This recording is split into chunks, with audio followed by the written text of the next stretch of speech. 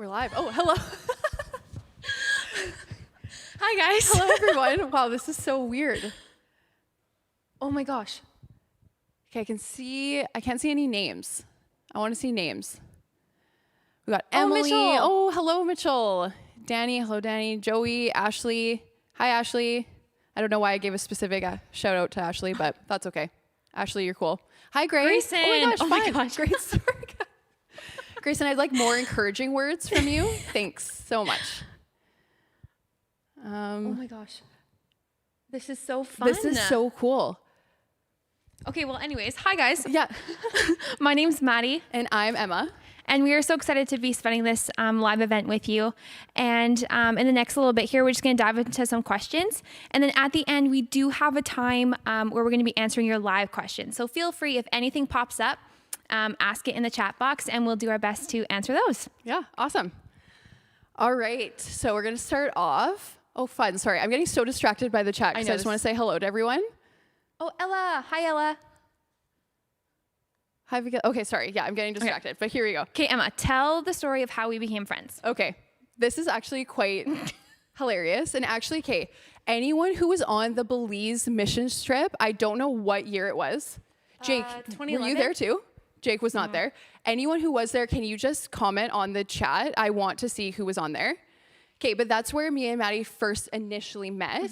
So it started off a little bit rocky because I actually was split up 2012. from 2012, someone said? I was split up from Keely and Cassidy. So I remember they were choosing the teams, they were announcing who was on each group.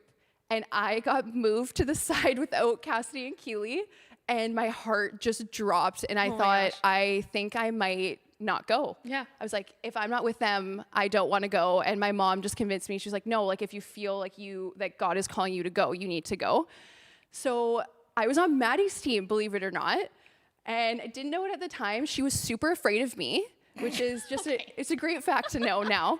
But yeah, and so there's one defining moment on that trip where we really just knew that we were going to be friends. We were going to be friends. So we were playing soccer with a bunch of the kids outside of the school we were working at. We were just kicking the ball back and forth super subtly, just a little tap, nothing crazy. Maddie decides it's my time to shine. Like literally took a running start. She took a running start. She kicked the ball as hard as she could, I think. Yeah. And hit this guy on our team square in the chest to the point where it was raining, so the ball's wet, his clothes are wet.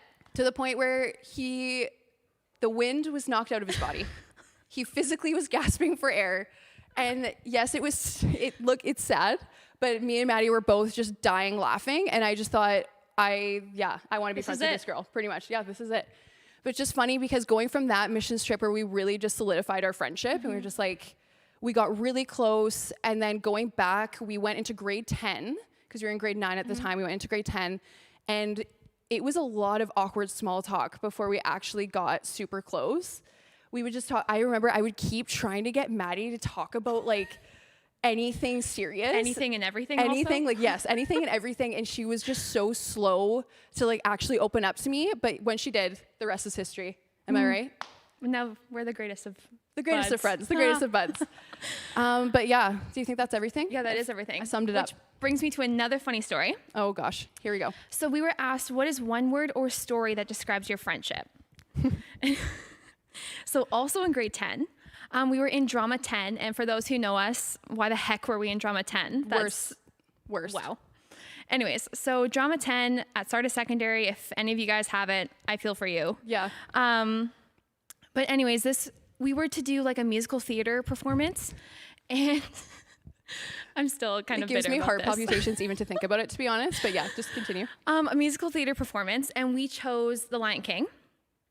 And Emma had recovered from pneumonia like 2 weeks before a performance. I'm gonna say a week. Okay, well, give or take. Who knows? Soon before our performance. And so our performance day came, we rehearsed, we were all ready to go. And then I was gonna call her professor, not a professor, our teacher. Yes. Invited the grade 12 class in while we were in grade 10. So that was so intimidating. Okay, but pause. If you're in grade 10 and your teacher says we're inviting all of the grade 12s into... Horrifying. Worst nightmare. Absolutely my worst nightmare. Yes. Okay, well. Yes, continue, sorry. Yeah. taking And over here. so Emma takes this upon herself to go home and say that she feels ill.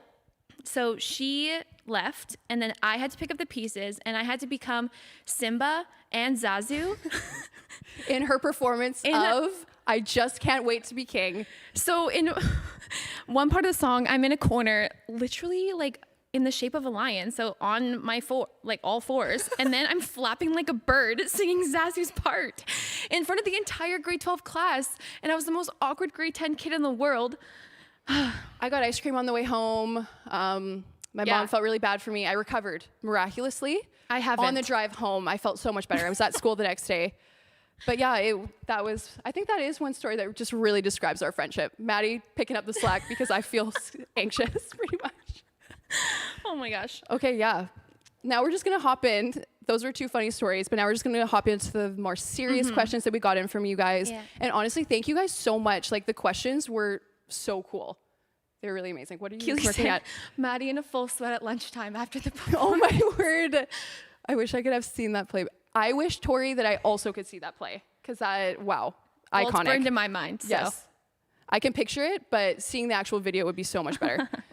Okay, but yeah, so one of the questions that we got was, what is the key to sustaining friendships for long periods of time?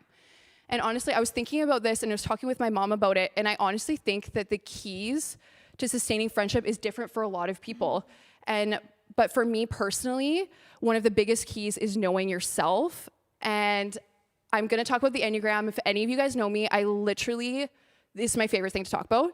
If I'm like meeting someone for the first time, I'm either trying to guess their type on the Enneagram or I'm just asking them outright what their type is. So yes, we're gonna be talking about the Enneagram. Disclaimer.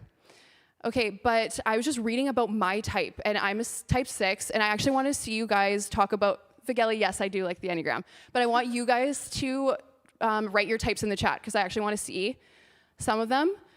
But yeah, when I was looking up the type 6, it said that the most basic desire of the Enneagram type 6 is to feel secure, which they are likely to seek through loyalty to others. They work hard to build strong, stable relationships, and 6s want to feel like they can truly trust others to support them.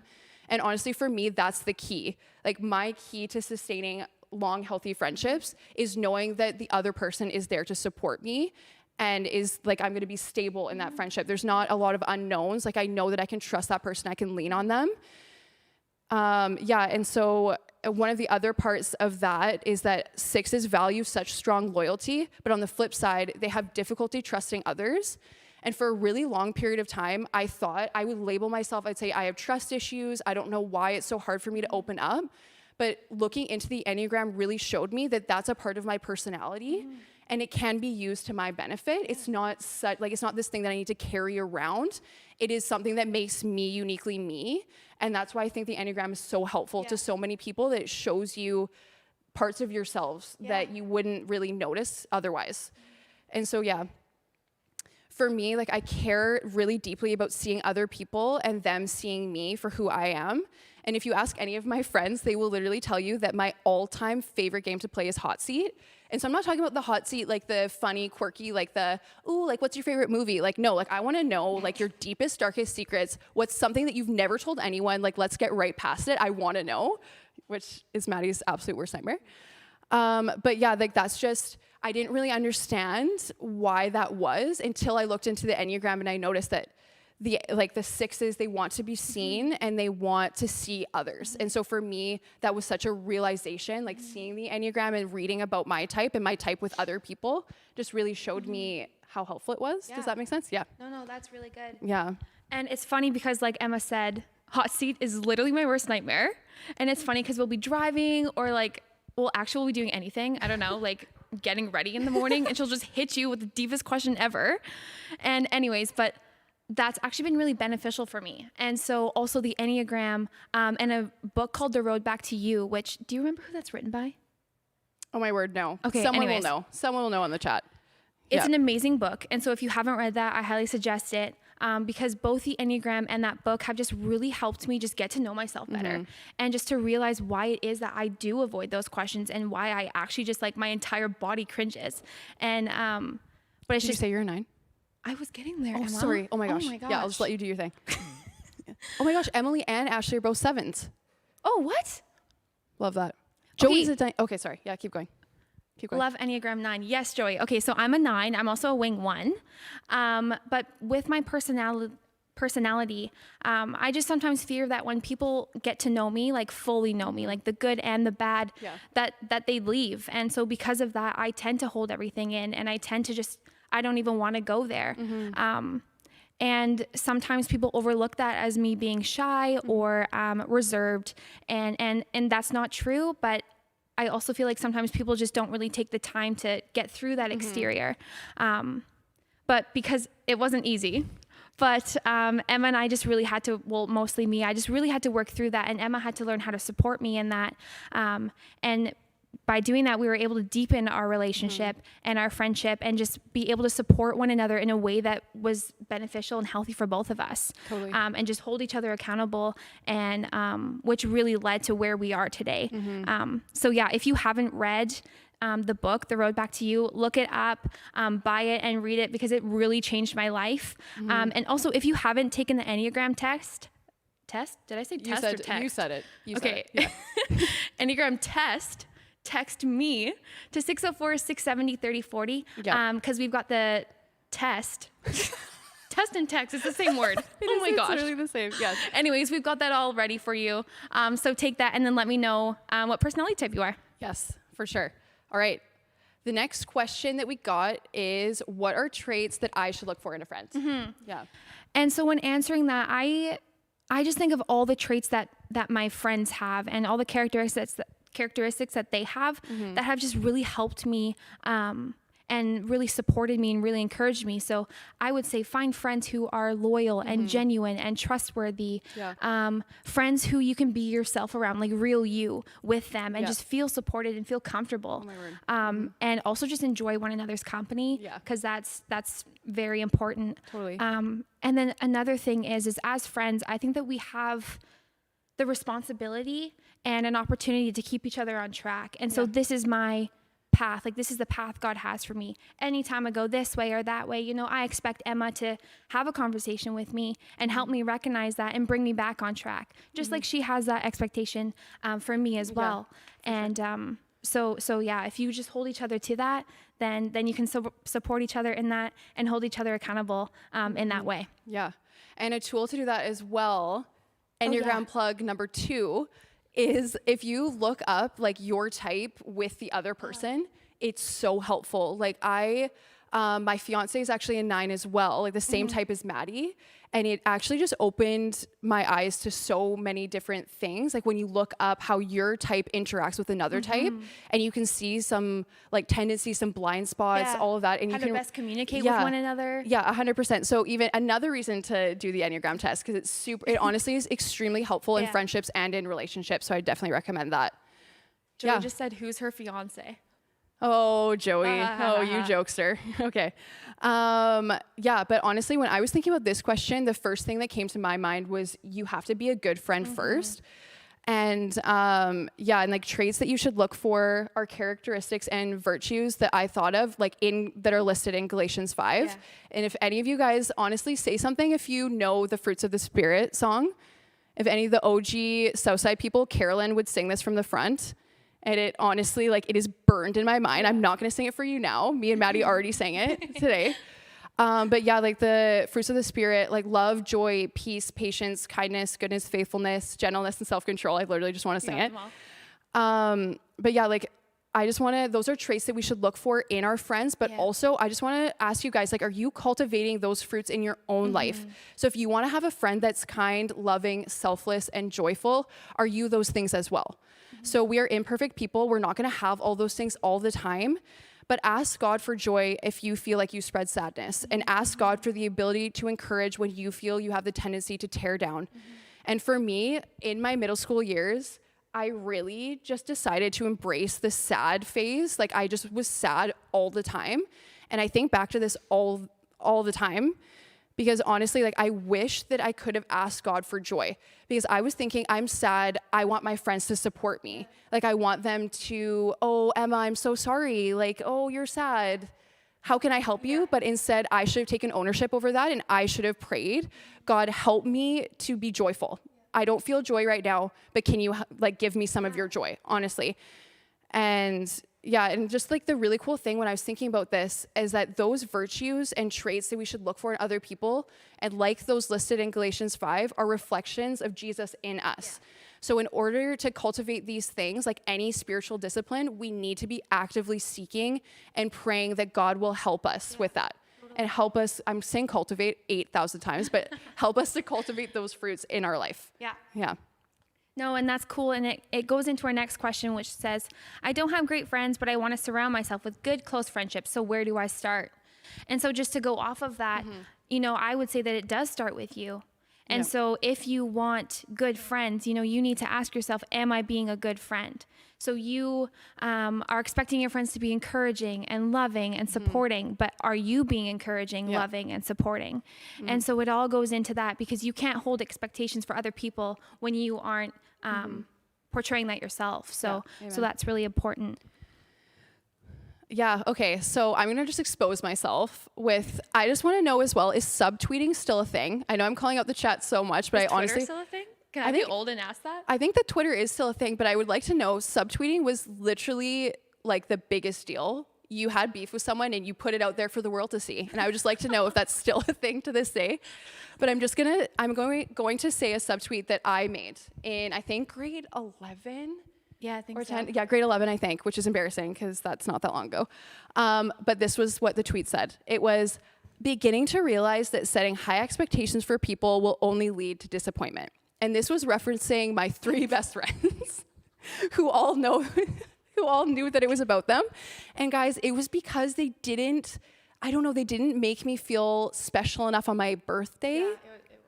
And okay, so disclaimer also, let's not put such a high expectation on our birthdays. Amen. Honestly, I can say this from personal experience. When I stopped putting such a high expectation on my friends for my birthday, I liked them so much more. And it literally made like the little things so much more important. That's so true. Yes, okay, but yeah. Cassie just said, what a strange time. What a strange time. Keely's still hurt by that, Oh my, TBH. Keely was so offended by that. I remember that. Okay. But there is part of that tweet that is true. People are always going to disappoint you because we're imperfect people. Yeah. But looking at your friends as people that need to meet your deepest needs is unfair and will only lead to disappointment. I wish that I would have turned to God in that moment of feeling let down by my friends and asked him to help me extend grace to my friends. But also I just wanted to add to how to be a good friend. That's what we're talking about, right? Yeah, how to be a good friend is like, what are you doing with your time? And like, I should have been praying for wisdom during that time where I thought my friends sucked. Like, are you asking God for wisdom, and are you praying for him to give you grace when you feel like you don't have any? And like, just ask God for good friends and ask him to help you become a better friend as well. I think that's a huge part of it. Okay, so our next question reads, how do you know someone actually wants to be your friend? Okay, and this is what I've learned over my life. This has been a really like tough issue for me too growing up. I feel like for everyone, you're like, even in elementary school and middle school and high school, you just kind of, there's that unknown factor that goes into friends. Like, oh, like, do you like me? Like, do you actually want me as a friend? Like, I don't really know. And for me, that was a question that I had a lot. And this is the advice that my mom gave me. So take it with a grain of salt. This isn't like a one size fits all thing, but this is just the advice that really helped me get through those tough times. And I think honesty is truly the best way to approach it. If you're someone that's putting in effort into a friendship and feeling like they're not interested or not being kind to you, maybe you need to take a break from pursuing that friendship. So maybe you need to stop reaching out for a period of time. And if they reach out to you, then awesome. Like, talk to them about your friendship and see if it's something that you both want to put effort into and if both of you want to pursue it. So I think honesty comes really hard to our generation. But I honestly think like in that type of scenario, just being honest with each other is the best way to go. Totally. Yeah. Do you have anything? Do you think that was good? No, that was Anything great, Emma. Okay, next question. I don't have a best friend and I'm scared that I'll never get one. How much longer do I have to wait? And am I really someone that no one wants to be around? Yeah, and that's so tough. Like, kind of going along with that other question too, it's just a spot I feel like we've all been in at one point in our lives, which is so sad. But yeah, like I was homeschooled for 7 years, And I honestly just really, like, as fun as my siblings are to be around 24/7, I really just wanted a friend that knew me and wasn't my brother or my sister. No offense, but yeah. And so when I was homeschooled, I really didn't have a best friend. Like, I had a few close friends from playing soccer, but when I stopped, they kind of like went off, started doing their own thing, started getting like lots of boyfriends and other friends. And I kind of just got left out as like the weird homeschool girl that didn't really have anything in common with them anymore. And so I really had to take that to God. And I remember just praying, like, for years, it felt, for a best friend. And God answered my prayer after I felt like was so many years. And I was really lonely for a long time. And I felt that no one understood me or was there for me. But after that time of praying and trusting that God had a plan for my friendships, God did bless me with a friend that I still call my best friend to this day.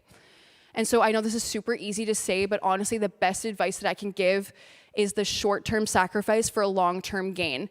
And I know, like, when you're in the moment, it doesn't feel short, like, by any means. Like, I totally get that.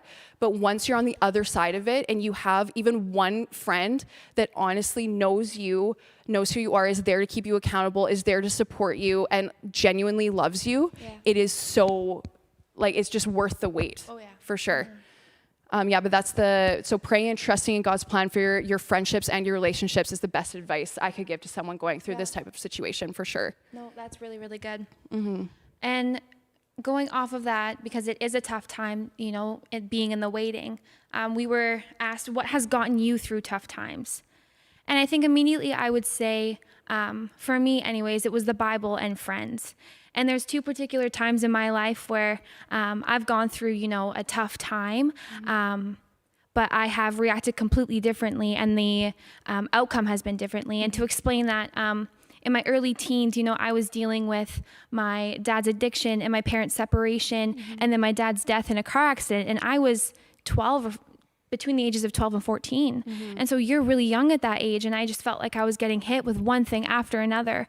And so I reacted in all the wrong ways, and I just completely like shut myself out, and I didn't want God in my life, my family. I didn't want anything to do with it. I was just angry. And so I just let my heart become very cold and bitter, and I carried that with me for too long of a time. And so that took me into my teenage years. And, you know, I didn't have a Christian community like I do right now. And so I wasn't surrounding myself with that community that is so necessary in a time like that. And I wasn't pursuing a relationship with God. And so I went about my teenage years, and then I was finally, you know, I found Southside, and I was getting myself in a community, and I was finally wanting to pursue a relationship with God. You know, and just when I felt like I was getting back on track, I'm now 21 and diagnosed with stage 4 cancer. And so in that moment, I just told myself, you know, yes, the cancer was scary, but I was more scared of becoming the person who I once was. I was more scared of reacting the way I once did. And so I told myself in that moment that wasn't going to happen. And I was going to let my amazing Christian community walk with me in this. I was going to let God into this darkness. And so I did. And so I think that the stark difference between these two experiences is just the way I really pursued God. And it can be so hard when, you know, in the hardest times where that's the last thing you want to do is open up your Bible. It's probably when you need it the most. And I think an example of this that I think of from my life is the day that I lost all my hair. And so I think that the last thing that I would want to do, or I knew the last thing I wanted to do, was read my Bible. But I did it, and I opened it and I read it, and my heart was full of all the truths of who Jesus is. And I was reminded of his healing and his hope and his love. And I didn't open my heart to that when I was 14, and I didn't let myself hear those truths. And so the difference between that is it's just amazing what how much of a difference it can make when you invite God into your darkness. And so I would say, if you're going through a tough time, and I understand that it's hard, but read your Bible. And even if it's for 5 minutes a day, read your Bible. And like surround yourself with the truths of who God is, and invite people in your walk, because it's not something you should do alone. And it just makes the outcome all the better. So. Well, I do not, my tough time, I don't want to follow that up. But yeah, like for me, my tough times look a lot different than something like that. And like that might be truth for you guys too. You could probably resonate with a lot of what Maddie said. But for me, my tough times kind of just are, I don't know, along the way, like just bumps in the road a little bit. And just what's really helped me is just having stability. And again, to reference the Enneagram, like I just need stability as a person, like that just anchors me. And so I find stability in my friends, in music, in the Bible, and honestly, consistently attending youth in church. That was a huge thing for me. Even when and as Maddie said, like when it feels the hardest, that's when you need to do it the most. And when, like, even when my dad says all the time that when easy things seem super hard, it's probably a spiritual battle. And honestly, when you're going through those tough times, that's when the devil attacks you the most. So seeking out your friends when you feel like you don't want to, turning on worship music, reading the Bible, going to youth, reaching out to someone, honestly can make the biggest difference. And that for me just really helped and provided that lighthouse in the darkness for me, just having something to cling to and to look to during that time. No, that's really good. Okay, so we had the question, what do you do when your friend is dealing with extreme mental health issues? And I think, first of all, it's important for you to recognize that this shouldn't be something that you go about alone or by yourself. And I think that the issue that happens here is with teenagers or even young adults sometimes, you know, we're young and we don't have the experience that that person needs, and we don't have the time to put in that is appropriate for that person and for their recovery in that. And I think when going about this alone, you know, it can be unfair to both you and your friend going through this mental illness. And so I think that my advice to whoever asked this question is to just find someone that you trust with this friend and just pray for them. I think that that's the best thing that you can do is just pray for them and love on them. So for sure. And just like for myself in high school going through, I was going through a similar situation. I had a friend that was struggling with intense mental health issues, and I was completely out of my depth. Like I had no idea how to handle it. I kind of just hoped for the best and didn't reach out to anyone. And I look back on that time and I regret it a lot. Like I desperately wish that I would have gone to my parents, their parents, a school counselor, honestly, like just anyone with the resources that they would have to like adequately support them the way that I couldn't, because I was really young and I didn't have that experience to really support them. And so, that would be my best advice. And honestly, you're not in this alone. If you're trying to support a friend with mental health and you're feeling like you're not doing it well, reach out to someone and ask them for help. Yeah, definitely. Yeah. No, that's really good. Yeah. Okay. Question 10. Question 10. How to navigate friendships when you have opposing views on religion. Yeah, and it was funny, when me and Maddie were preparing, we were talking about this question, and I just thought about the different people that Jesus hung out with in his life on earth. And it's just funny because he hung out with the tax collectors, the prostitutes, the people that society looked on as dirty and not worth any time. And it's just crazy because then you also look at his inner circle though, because his inner circle, they all had the same goal in mind. And they all had like the same, well, it's Jesus, so obviously he was a Christian, but they all had the same values and the same morals. And so there's traits that all like human beings have, but the difference between people that believe in Jesus and people that don't is that as Christians, we're called to a higher standard because our old lives are gone and our new lives are here, and we are expected to be that light to other people that don't have it yet. And honestly, for myself, in high school, I wasn't able to hang out with people all the time that weren't Christians and to be that light for them. I just ended up being really ineffective and kind of a lukewarm Christian, honestly. So that would just be my advice would be, don't get yourself in too deep where you're in a point where you're not reflecting the light of Jesus to your friends. But no, do you have anything to add? Do you think that's good? And that kind of falls into our next question too, which reads, how do you deal with people or family that doesn't support your faith? And so first of all, before I say anything else, and I know I can speak for Emma too, is we don't have experience in this specific area. But my insight for you and my advice for you is to find intentional Christian community outside of your household. So a family that is rooting for you and praying for you and supporting you as you navigate this. And then my other thing that I would say is, and Mike has mentioned it so many times in this last sermon series, as Christians, we have an amazing opportunity to bring victory. And so I would tell you to, be an example within your household. As Christians, we have experienced God's love and his hope and his joy and his grace and everything. And so we have an amazing opportunity to bring that into our house. And so interact with your non-Christian family or the family that doesn't support you with grace and with kindness.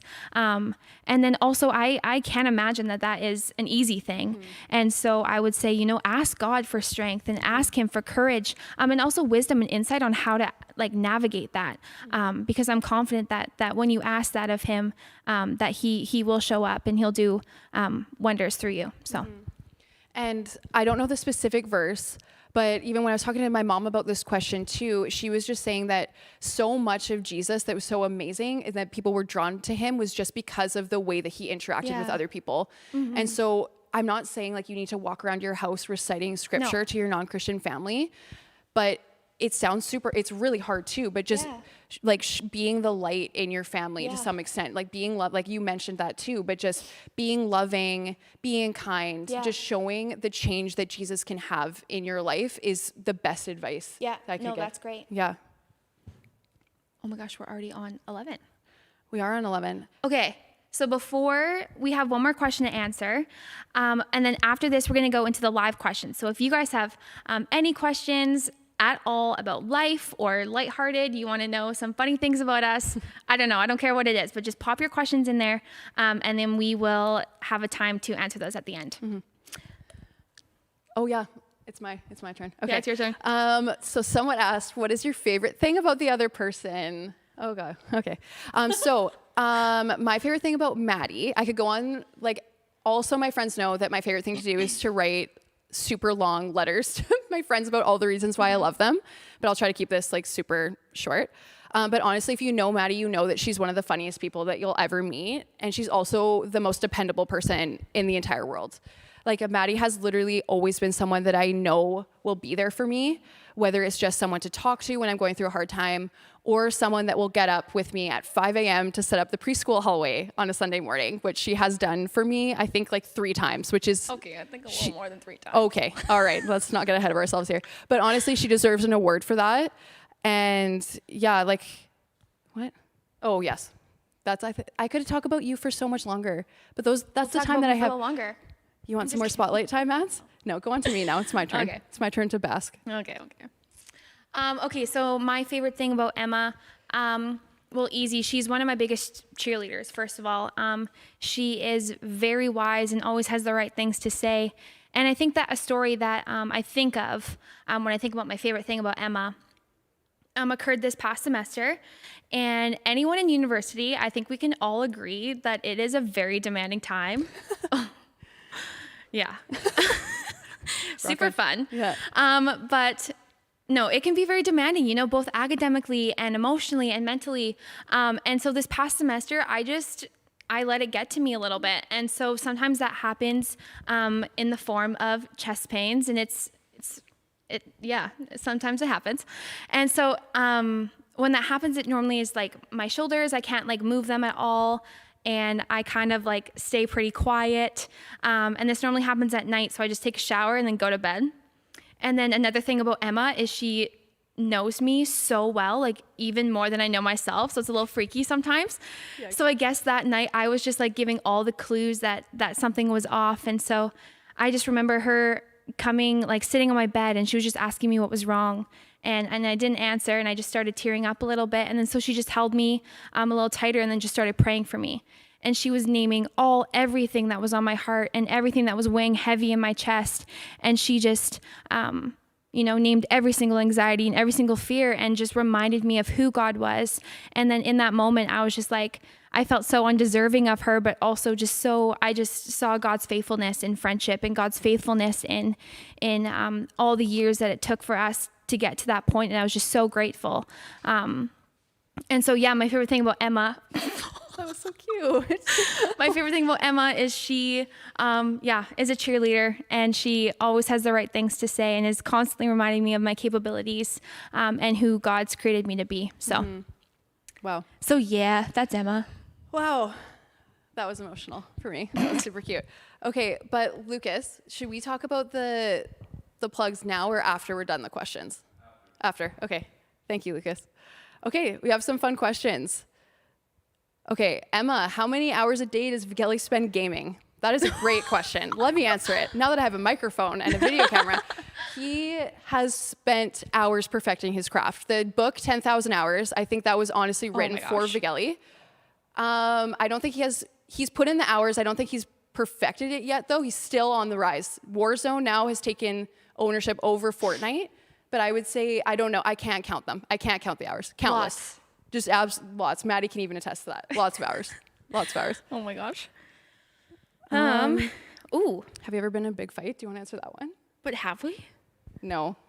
Our fights aren't juicy. Someone asked They're us, not. have you ever been in a big fight and how did you get through it? Our fights are usually Maddie's silent. I say, why are you silent? And she says, I don't know. And then we start, okay. and then I'm like, there's obviously a reason. And then I keep asking until she tells me. And then we kind of fight and then it's over. Yeah. There you go. That's the juiciest, I think. Super, yeah. Super interesting. If you could give, oh my gosh, let's do that one. If you Okay. could give the other person the perfect gift, no expense limitations, what would it be? Do you want me to answer yours first? Oh my gosh, I don't even know. Okay. Okay. I would buy Maddie a modern farmhouse. Wraparound porch. With like a really nice, swing on the porch, like the thing that you sit Yeah. at. Not like Right. do you know what I mean? Yeah, like a porch swing? a porch swing. Would be the word, yes. And a golden doodle. Rest in peace, Dudley. But a golden doodle. Best dog ever. Yep. All Now right, it's my Emma, turn. what would I get you? Okay, well, I'd obviously get you that puppy that no one's letting you have. Everyone, I'm trying to buy a golden doodle, a mini golden doodle. If anyone knows of any breeders, hit me up. Lucas is shaking his head because my family wants to murder me that I want that. But yeah, it's just my heart. It's my heart dream, and I'm gonna follow it. Oh my gosh. It's my soul song. Yes. Thank you, Maddie, for supporting it. Yeah, you're welcome. Anytime. Yep. I'd probably get you some more things since you're getting me a house. Oh, so that's it. You're getting me. Oh, okay. Maddie's getting me the dog. I'm getting her a huge house, but that's fine. No, that's good. Let's move on. Oh man. Where is a bucket list place to travel after COVID? Ooh. Do you know yours? Rome. I've always wanted to go to Rome. Yeah, you have. Yep. Bali. Bali. I'd go to Bali for sure. Maddie was going to Bali. Her trip got canceled. Yeah. Super sad. She was going without me, so I wasn't too brokenhearted because it was supposed to be without me, but that's fine. Oh my gosh. Who are people that inspire you each in your lives? Oh, that's a really good one. Oh my word. I have. Do you want me to go first? Yeah. Honestly, for me, I don't even know. People that inspire me, they inspire me for different reasons. Yeah. But honestly, my parents, and I know that sounds super cliche, but I've always been my parents' biggest fan. Ever since I was really little, I just look to them as my heroes, and I'm really fortunate to say that they still are to this day. Just I love their sense of humor, just the way that they bring people in, their leadership. It honestly inspires me, and I take bits and pieces from each of them, and I want to be like they are, pretty much. But yeah, for me. What about you? All right, for me, I have 4. Is that okay? Oh, go ahead. Yeah. All right. My mom, also as cheesy as that sounds, but yeah, she's just shown me what a patient and loving mom 24/7 looks like. And I would say Mike and Corinne, they've been amazing role models to me. And I guess my Nana and my Papa. So that's 5 people. Sorry. Yeah. Well, that's it? Okay. Oh, well. Sorry. Which one should we do next? Oh my gosh, guys, there's so many. Okay. Yeah, Oh, that's a good one. How do you confront a friend about something you see in their life that isn't healthy?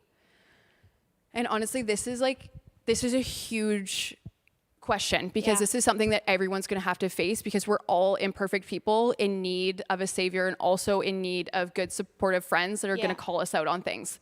And honestly, in that area, I think you just need to go into it with the right heart. You need to not go into it as, I want to correct this person because I think what they're doing is super bad and I'm judging them. Yeah, But that's instead huge. go into it with a heart of like grace. Like you Yeah. want what's best for them. And so you're there to support them, not there to tear them down. And I think like if you're going into that thinking like I'm angry at this person, you need to pray and ask God for grace before you go and confront that person because it's going to end terribly. Yeah. And I think also going off of that is I think that's just like a good like habit to get into as friends and just to like break that like, I don't know, awkwardness or intimidation like as soon as you can in those kind of conversations, just so that, you know, that you guys can just be people that you go to like even before you like get off track, or so you just feel more comfortable talking to them about it in the first place. Yeah, no, I think that that's super important and it is a hard thing to do. For sure. And someone asked Emma, what's your favorite basketball memory? And again, I'm so happy I have a microphone to tell this story to the world. So my dad forced me when I was 12 years old to go into a basketball camp that my brother, who was a senior in high school, and all of his friends who were also seniors in high school, and they were boys, Yep. I was going to go into that camp because I really needed that challenge because I was just a star athlete. So my dad was like, yes, we're going to get Emma into this camp and she's going to just do amazing. So it was honestly, you guys, I could paint a picture for you because that's how the picture is in my mind so clearly because it was so traumatic. We had to do this drill where you pass the ball to someone when you're running and then the last person has to do a layup. And so in fear of having to do the layup, I would pass it back really quick to whoever was doing it with me. And just keep in mind, the person that was doing it with me was one of Lucas's teammates on his senior team. So that was super fun for me. Oh my gosh. Shout out to my dad for forcing me to do that. He's going to kill me for telling the story. He also said, Emma, you did great. You're lying and you don't remember that. So that's great though. But that's my story. Oh my word. That's my story for everyone. I would die. Yep. Okay, oh my gosh. If you guys were stuck on a stranded island, who would hunt the food down and who would build the escape raft? Oh my word. This is funny to me. I want to see what you say. I would honestly have to say Keely for both. Yeah, I'm not including myself in that. I don't think I... Keely, we call Keely the dad friend. Yeah. Because she literally is the papa. We call her the papa. papa. She literally drives us around everywhere and she buys us things. She buys us things. She does everything. So she would be the person hunting the food, also building the raft while I sat there crying because I didn't know what to do. Yeah. Yep. I think Cassie would do a pretty good job at hunting down the food. Cassie would be the forager. Yeah. So Cassie would be the one looking for the berries. Keely would be the one physically hunting. Obviously. Yeah, absolutely. I would not be staying there along with y'all. Yeah, that's fair. Keely would just leave us on the island. Keely, I'd take it back then. Wow, that's rude. Should we answer any more? Lucas? A couple more? Couple more. Okay. What book or scripture in the Bible would you suggest to someone if they needed encouragement? Oh man. Okay. I would say, what's that verse that you loved, like the Ephesians? Oh, You're not going to repeat Ephesians 3. Ephesians 3.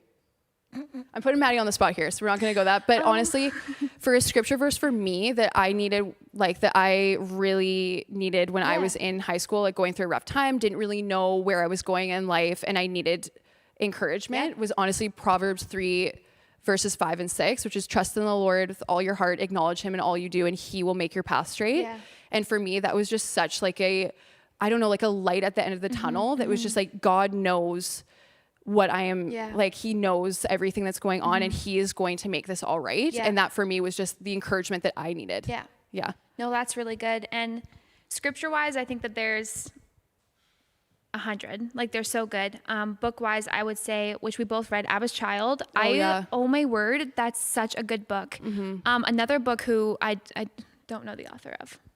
You don't know Abba's Child? No. If anyone knows, just drop it in the chat. But it was an amazing book. Yeah, amazing book. And then honestly, Devotion, Atmost for His Highest and Streams in the Desert. Yeah. Those are amazing devotionals. So if you need that, go for that. I read both of those during my time in treatments, and it was amazing. And also we have, my mom wrote these amazing devotions for Lent. You can actually text turn to 604-670-3040, and those will pop up. They'll get sent to you every day. And honestly, those for me just really gave me the dose of encouragement that I needed to get through times where it felt dark, like especially during Lent. They were just such a good reminder that God is with us at any stage in our life. But yeah. Brennan Manning, that's who wrote that book. Good job. I was child. Okay. Oh my gosh, you guys are asking so many questions. This is awesome.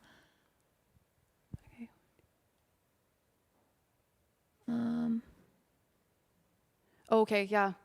So what do you do if you're friends with some people in your friend group but not others? How can you love everyone even though you're not close? Oh. And I just think that's a really good question, because as people and as Christians, and like, we're called to just be kind to everyone. Yeah. So honestly, just being kind is the only advice that I could give. I look back on in high school and I think to myself, I really wish that I could have been kinder. Even though I didn't really feel like being kind to certain people, we are called, like, we have that expectation on us that we have to be loving and we have to be kind to those people, even though it seems hard, for sure. And with that comes like no gossiping between groups. That's a huge one. Gossip has such a like scary, I don't know what's the word. It's incredibly destructive. Yeah, a consequence of just dehumanizing people. Yeah. Like, you kind of, when you gossip and talk about someone within a friend group, you can just look at them as not really human anymore. Yeah. And it's a really tough thing. So my advice would just be to be kind to that person and to not gossip about them. Yeah. No, that's good. Okay. Okay, should we choose one more? Yes. Okay. Let's do it. Do you want to do the, what tip would you give young leaders? Where do you see that? Oh my gosh, yes. 18.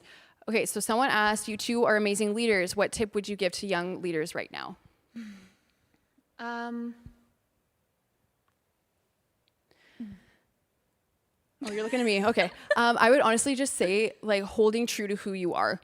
And again, self-knowledge is a huge thing. Yes. So knowing your Enneagram type, everybody, I'm going to say it one more time. But honestly, for me, that just helped me so much in how I communicate with others and how I relate to others as well. And so knowing yourself really just helps you relate to others and also helps you know how you lead and how you communicate. That's a huge thing for me. Well, that's really good. And I think that also what helped me is just finding older mentors, I think, for sure, who have been in your position before. Because being a young leader, it can be really hard sometimes, especially when, you know, even with your friend groups, if you're the only one amongst them all in a leadership position.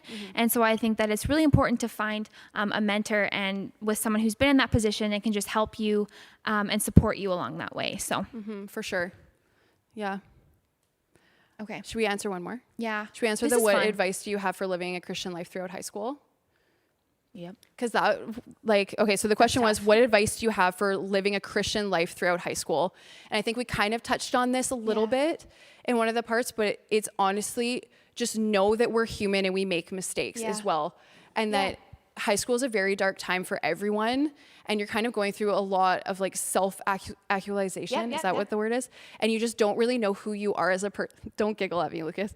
But honestly, just looking to other people to support you, asking for prayer. And like Maddie said, looking for older mentors that have been through it. I remember like my small group leaders would tell me, like, give me advice on like how to navigate high school. And I never listened to them. And I was like, oh, like, you're old, like, you don't know what it's like. But honestly, like, listen to people that you trust that are older than you, that have been through it, because you feel like there's not going to be an end, but there really is an end in sight, especially when you're walking through kind of a dark environment like high school can be when you're a Christian and you're trying to display that light. So just really leaning into other people, leaning into people older than you for support. And and that's really good. That can speak life to you. But yeah, I think we're wrapping up. We are wrapping up. But with that, we have two announcements. So the first is that we have a baptism coming up, which is super exciting. Super exciting.